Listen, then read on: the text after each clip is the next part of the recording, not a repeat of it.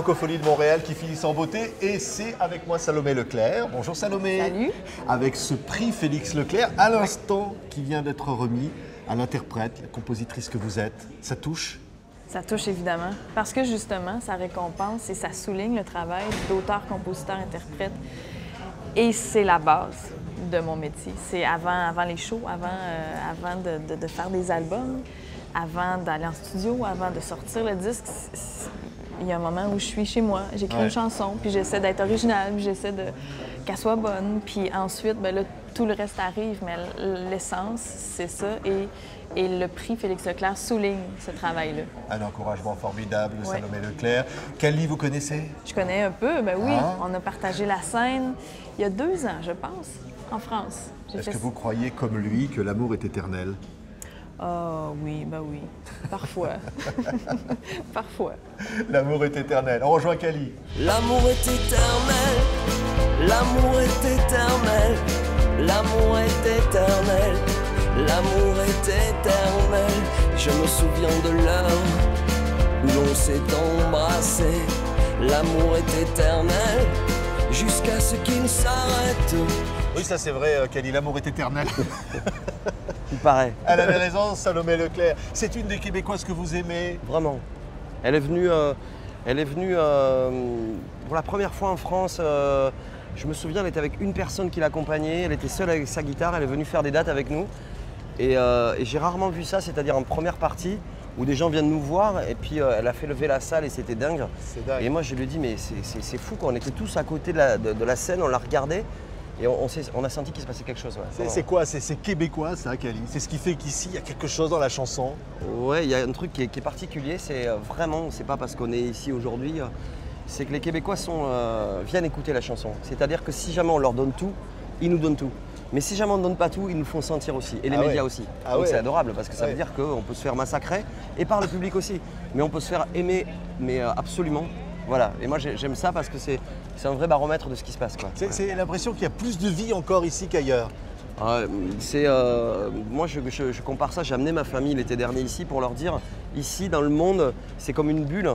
Il peut se passer n'importe quoi dans le monde, cette bulle-là c'est un moment extraordinaire, un moment magique où il n'y a pas de temps, c'est intemporel. Voilà. C'est l'envie de défendre sa culture, c'est l'envie de défendre la francophonie, la chanson. Ouais, c'est ça. Mais au-delà de ça même, évidemment on défend tout ça, mais c'est l'envie de la vraie vie, c'est-à-dire qu'une chanson ça doit être écrit avec ça et chanter avec ça, et ils le reçoivent avec ça et ça tout le temps, et on le reçoit tellement qu'on le ressent vraiment. Et moi j'en parle avec plein de chanteurs français qui viennent ici, et c'est très gratifiant de passer par ici parce que ça donne une confiance extrême pour continuer la tournée à travers le monde après. Et alors, vous savez ce que c'est, Cali? C'est la vie, quoi. C'est la vie, quoi. De la pluie qui mitraille, du ciel qui s'effondre sur votre corps enflammé. La vie, quoi.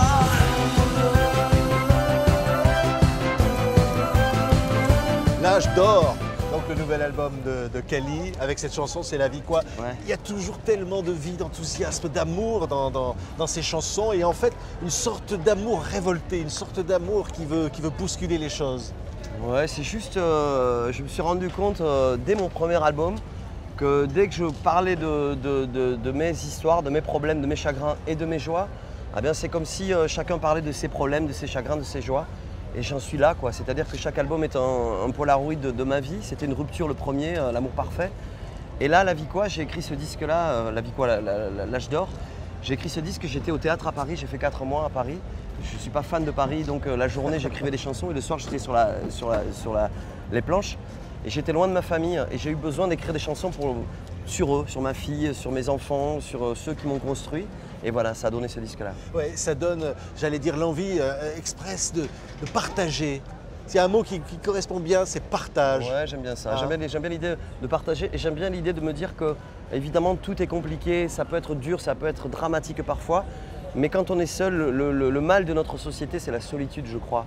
Mais dès qu'on se serre les coudes, des deux côtés, ah ben on avance beaucoup plus vite et beaucoup en regardant devant comme ça. Ouais. Voilà, moi c'est ce que j'ai envie de... C'est l'envie de dire aussi, on peut chanter les problèmes, on peut chanter les difficultés, Ouais, bien sûr. mais finalement, en se rendant plus fort, finalement. Le fait de le chanter, ça rend plus fort. Ben ouais, ça évite d'aller payer des psychiatres et tout ça, quoi, et c'est cracher tout ce qu'on a là. Et puis en même temps, c'est jouissif de se dire que des gens viennent à la fin des concerts nous dire, vous savez, cette chanson-là,